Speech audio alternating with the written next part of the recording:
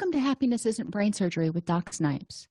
This podcast was created to provide you the information and tools Doc Snipes gives her clients so that you too can start living happier.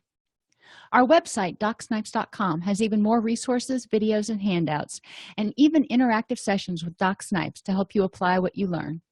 Go to DocSnipes.com to learn more. I'd like to welcome everybody to Happiness Isn't Brain Surgery with Doc Snipes, practical tools to improve your mood and quality of life. Today we're going to be talking about something called cognitive distortions, and that's basically the way you think and looking at how the way you think may keep you stuck in being unhappy. So we'll start by defining these thinking errors called cognitive distortions and explore some different types of thinking errors and what you might be able to do to start changing your thinking pattern so you can live a little bit happier. Thinking errors, or in recovery circles we call it stinking thinking, plays a large part in keeping people miserable. When you wake up in the morning, for example, think about it. If you look outside and it's raining today, it was gloomy and rainy and foggy and nasty outside. Now, I could have let that get me in a bad mood and be like, oh, it's going to be a bad hair day. It's going to be gloomy. I'm going to be tired all day. I can focus on all that negative stuff. That's true. Or I can choose to look at it and go, well, at least it's not pouring down rain and the grass is going to get watered and, I have to work today. So, if it's going to rain, better to be on one of those days where I'm going to have to be inside all day. So you can look at it in two different ways. Now, if you look at it the first way, it's probably going to get you in kind of a grumpy mood. If you look at it the second way, it may not make you thrilled, but you can find the upside to it, and you can find a way to look at it in a way that's not going to keep you miserable. Addiction, depression, anxiety, anger, guilt often stem from or are made worse by some of these thinking errors. So when you start feeling stuck, when you start feeling unhappy, you want to look at how you're thinking and ask yourself, am I looking at all aspects of the situation, or am I just focusing on the negative part? Addressing these thought patterns will help you not make a mountain out of a molehill. A lot of times something happens and we look at it and it's just a catastrophe. Now that can happen if you let stuff build up. You just take stuff in and go whatever, take more in, go whatever, and you're just stuffing it down, and you get to that proverbial straw that broke the camel's back. You can't shove one more thing in that closet and get the door shut, and everything comes pouring out. So this is one thing you want to look at is, are you handling stress and distress and unpleasantness as it comes up, or are you stuffing it down, trying to ignore it, and getting progressively unhappy each time? The other thing that you want to look at is, whatever the situation is, are you looking at it catastrophically, or are you looking at it in reality? If your roommate forgets to put the toilet seat down, that's probably not a catastrophe. So if you turn it into one and make it just kind of destroy your day, then, look at, was it worth the effort? Was it worth all that emotional turmoil because you sat down without looking and got your butt wet? We're going to assume that the roommate flushed the toilet, but that's beside the point. Ultimately, you want to look at things and determine, is this really worth getting this upset about? Focus on the parts you can change. You may not be able to change your roommate and get him to put the toilet seat down. That's just the way it is. Some people are going to be motivated to do it. Some people, no matter how many sticky notes and things you put up, they're just not going to do it. I've got two kids, both teenagers. One's a girl, one's a boy. They have this problem regularly with not putting the toilet seat down, not flushing the toilet, leaving whiskers all over the sink. Obviously, that's the boy, not the girl. But we want to focus on the things we can change. With certain situations, when you're dealing with other people, what parts of it can you change? You may be able to talk to them about it, and maybe that'll work. But you can also change how you react to it and either accept it as it is or change the situation. Maybe that's not going to be a good roommate combination for you. Hopefully something like the toilet seat isn't one of those things that is a mountain to you and it's going to mean that you've got to move out, but that's a decision you've got to make on your own. And you also want to identify and eliminate thought patterns that are keeping you stuck.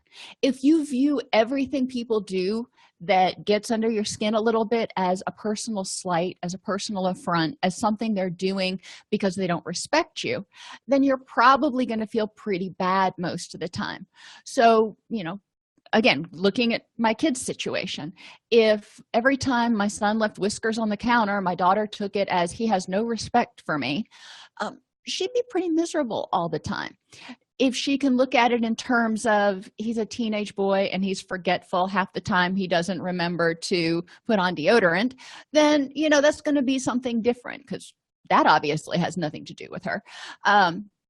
So looking at what parts you can change, identifying how big of a deal it is in the big scheme of things, and identifying alternate solutions. For my daughter, we've got other bathrooms, so if she wants to use one of the other bathrooms to get ready so she doesn't have to deal with it, that's her prerogative. She chooses not to. So those are just some things that you can consider as we go through this presentation. Cognitive distortions take a thought and kind of manipulate it to fulfill your expectations of a situation. We base a lot of our thoughts and interpretations of events on schema, which are kind of shortcut memories based on similar situations. So, for example, you may have a schema about going into a job interview because you've been to job interviews before. So when you walk into this job interview, you expect certain things to happen. You expect to act a certain way. And if you walk into this job interview and instead of being one-on-one, it's a panel interview and an experiential sort of thing, it's probably going to throw you for a loop. So what we're doing when we're using schemas is we're trying to anticipate what's going to happen so we can best prepare. Sometimes those memories aren't accurate. And sometimes our thoughts conform to our current headspace. So if you're in a bad mood, it's more likely you're going to look at the negative, look at the insulting, look at the personal stuff of a situation, the personal interpretations, instead of looking at the other alternatives. And there's always other alternatives. In dialectics, we call this walking the middle path. When you have a negative thought, try to find a more positive thought. Like I said, with the rain today, for example, there is no way I'm going to be just overjoyed with it because we've had so much rain lately.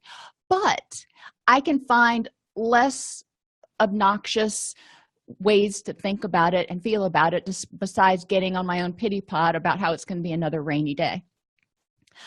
So you want to try to walk the middle path. You want to try to get out of your headspace and go, you know what? I'm in a bad mood, so I'm only going to see the negative. When you have a negative thought, find a positive one. And even if it's an unrelated thought, find a positive, because you want to balance out the negative and the positive. Irrational thoughts kind of go along with cognitive distortions. All irrational thoughts, or what I call unhelpful thoughts, involve some level of cognitive distortion. It involves some level of inaccuracy, if you will. They're usually extreme. It involves saying something must happen all the time or never happens any of the time. There are very few things that you can say with 100% certainty always or never happen, with the exception of death. If you're a living person, you are going to die. We know that all people die.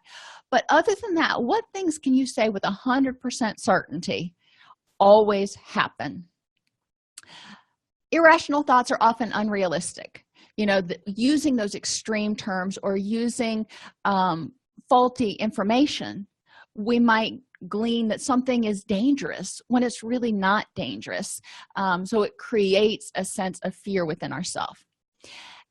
And irrational or unhelpful thoughts create feelings of failure, inadequacy, or disempowerment. Now, if something always happens and it's a negative something, yeah, you're going to feel disempowered. You can't not die. So, sticking with the one thing we know always happens, we are a little bit disempowered there. However, you can choose to live fully during the time you have on this earth. So what causes these thinking errors? One of them is information processing shortcuts, those schemas I talked about. Sometimes they're outdated. If, for example, you grew up in a household where there was a lot of chaos and drama and negativity and violence, then when you see somebody speaking with big gestures, like I often do, and being loud, like I often am, you might interpret that as negativity, when in actuality it's just more dramatic than anything. I grew up in a family that was loud. That's just the way we were. So somebody who comes from a different background might interpret that as a scary situation when none needs to exist, but they don't know that. So you want to look at the present situation and go, this seems unpleasant, this seems scary, this seems whatever. Is it in this? What are the facts in this current situation that this is accurate, that my interpretations are accurate of this event? Mental noise. We all are guilty, and Americans tend to be more guilty than others, from what I've read in the literature, of wanting to formulate our response to something before we've actually heard what the other person is saying. We're also guilty of not being mindful. We've got our mind going in 6 different directions, and we're not paying attention to one thing. And if you're not paying attention, then you're going to miss some of the other stuff that's going on. For example, when you're driving home from work, you're probably thinking about your day, thinking about what you're going to have for dinner, thinking about what you got to do once you get home, all those honeydews on the list. There's a lot of mental noise going on in there. So you may not notice on your drive home the bunny rabbits on the side of the road, or the deer that were getting ready to cross the street, or the hawk on the power line, or the sunset. So having mental noise keeps us from being fully aware of certain situations.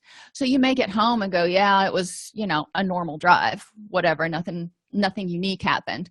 When in actuality, there were a lot of things that happened. You just didn't notice them. So you couldn't say, wow, on my way home, I saw a whole family of deer grazing and 3 bunny rabbits hopped across the street, and that hawk that's always on the power line was still on the power line today. So you want to cut out mental noise so you can be more aware of the whole situation, not just the bits and pieces you catch kind of out of the corner of your eye. The brain's limited information processing capacity. Now, this can be partly because of age. Children, especially young children, don't think in terms of possibilities. They're not able to think in terms of possibilities. They have what's called concrete reasoning. So they see things as all or nothing, black or white, good or bad. And that's not saying that they can't eventually develop that. But up until a certain age, around elementary school, children tend to think very dichotomously, one or the other. There's no middle ground. You can't be aggressive and mean to me and beat me and love me at the same time. You either love me or you hate me. So this is why a lot of young children have a hard time sort of rectifying things in their head when they come from families where there's domestic violence, when they come from families where they've been abused, or when they come from families where there's addiction or depression. They see a parent who's clinically depressed, and in their mind, it's like, well, what did I do? Because children are also very egocentric. Everything's about them. So if mom's unhappy, it must be something I did. I made her unhappy. The child can't see all the other possibilities of things that might be going on. And as parents, we can help the children, we can tell the children, there are other things going on. We can tell the children a lot of stuff, give them the knowledge, but for them to be able to actually internalize it and go, okay, it's not about me. That's her stuff, let her be. You're not going to see a 5-year-old or a 6-year-old probably capable of doing that. So when the person gets older, they need to look back and maybe reevaluate some of the ways they interpreted things that happened in their life. If they have a sense of abandonment, if they feel unlovable, and explore where that came from. maybe their parent was not able to be there for them emotionally because their parent was just emotionally distraught, wrought with addiction, whatever the case may be. So they interpret it as something faulty with them. So then as adults, they haven't checked that interpretation and they still interpret things that way. As adults, we can look back and go, you know what? Maybe it wasn't all about me. Maybe there was other stuff going on with mom or dad. And, maybe when I look at this current situation where somebody is struggling, maybe it's not about a rejection of me. Maybe it's about their stuff. So as adults, we become more able to take other people's perspectives and look at possibilities. Another situation that creates problems in interpreting events and memories and everything else is crisis. When you are in crisis, you are not going to see the big picture.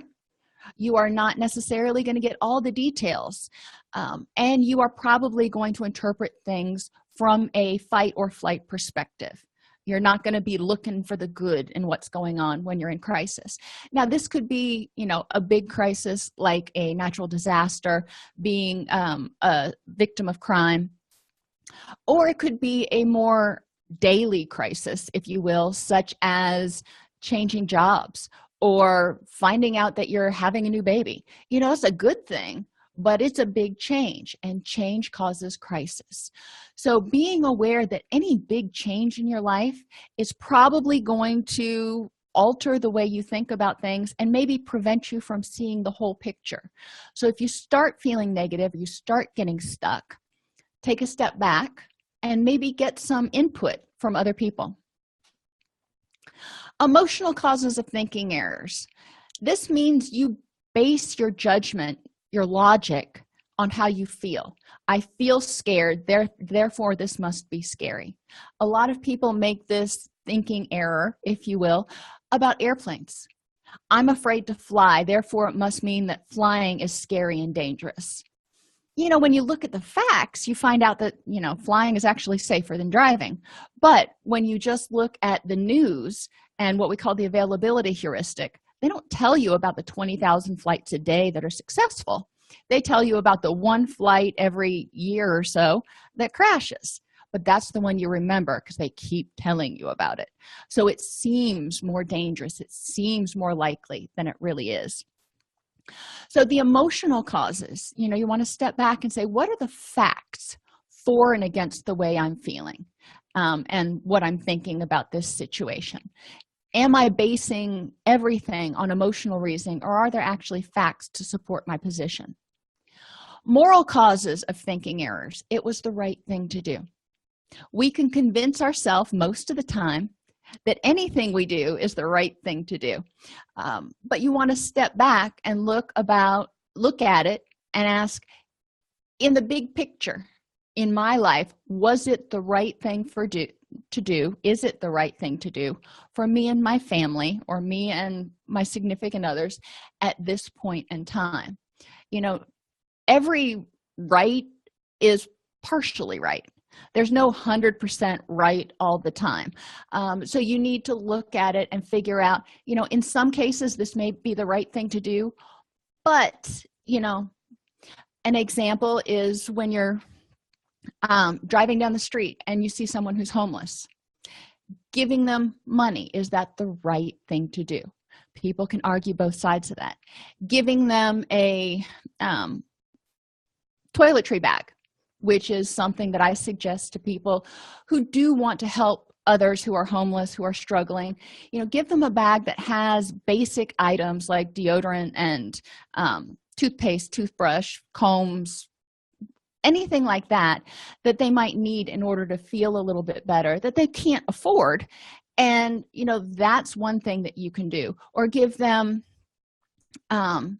gift certificates to certain places. There are restaurants that will let you pay it forward, and you can buy a meal for someone who is in need, and then when someone who is in need comes in, they'll apply the money to that. But there are a lot of different ways of looking at, okay, what is it that you want to do? You want to help this person. Well, is that the right thing to do? Certainly. Sure. Let's go with that. Now, what is the right way to go about it in the way that would be most helpful. Social causes of thinking errors. Everybody's doing it. Well, we know from basic drug and alcohol abuse research that a lot of teenagers, for example, think that all of their friends or the majority of their friends are using drugs, are drinking alcohol, are partying all night long, when in reality, it's probably a significant minority, but it's not all of them. So encourage people, again, to go back to the facts instead of, it just seems like, well, it seems like it. What is the evidence that supports that? When we have thinking errors, it causes us to get in this fight or flee situation. It causes us to feel threatened, angry, anxious, unhappy, whatever word you want to use for it, which is what keeps us distressed. It keeps that HPA axis going, which reduces the access to serotonin, one of our happy anti-anxiety chemicals. It impairs our sleep, which also reduces our ability to feel happy. So we don't want to feel that way unless we need to. I mean, fight or flee has a purpose, and there's a time and a place for it. But most of us who experience depression, anxiety, unhappy moods more often than not are triggering that fight or flee response when it doesn't need to be triggered. It's based on faulty information or faulty thinking patterns, which causes depression, anxiety, withdrawing from things that you might enjoy because you're exhausted. If you're always on high alert, it's exhausting. Addictions to numb the pain or just help you silence the noise for a little while. Sleep problems and changes, like I said, that just is a natural artifact of being on alert. If your threat response system is on, you ain't going to sleep well. That's fact of life. Eating changes. Your eating hormones are linked to getting good quality of sleep and circadian rhythms. So if you're not getting good quality sleep and you're messing up your circadian rhythms, you're probably not going to know when you're hungry because your eating hormones are out of whack. Plus, a lot of us eat in response to stress as a self-soothing sort of thing because high fat, high sugar, high carbohydrate foods tend to cause a release of feel-good chemicals. When you're in this fight or flee state, you're also going to have more stress-related illnesses, headaches, stomach upset, neck pain, you name it. You know how you feel when you get stressed. You know the physical complications. And socially, if you're not getting enough sleep, if you are anxious, depressed, or angry, if you're not feeling well physically, you're probably not a gem to be around. You're irritable and impatient. You just don't have the energy left to take that extra moment to go, you know what, let me think about this. You may withdraw from others, which creates more of a problem because social supports, healthy social supports, are our greatest buffer against stress. So you can see how all of these things feed in on each other to keep you unhappy and depressed.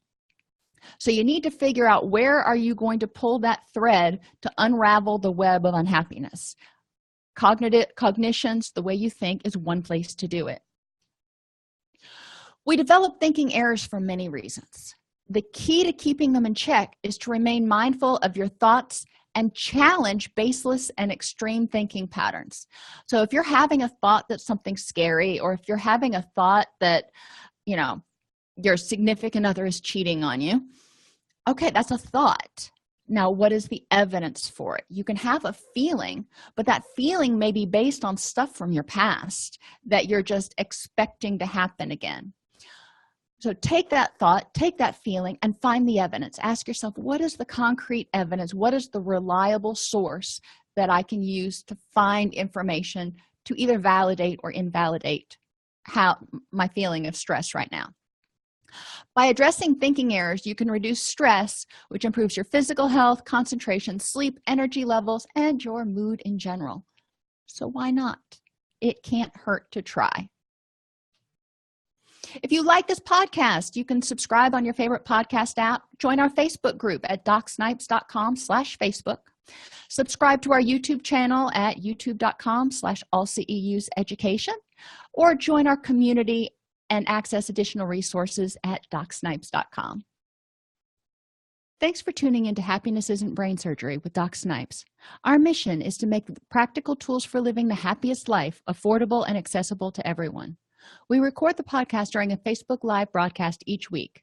Join us free at docsnipes.com/Facebook or subscribe to the podcast on your favorite podcast player. And remember, docsnipes.com has even more resources, members-only videos, handouts, and workbooks to help you apply what you learn.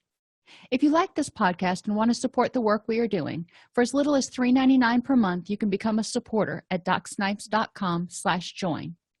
Again, thank you for joining us, and let us know how we can help you.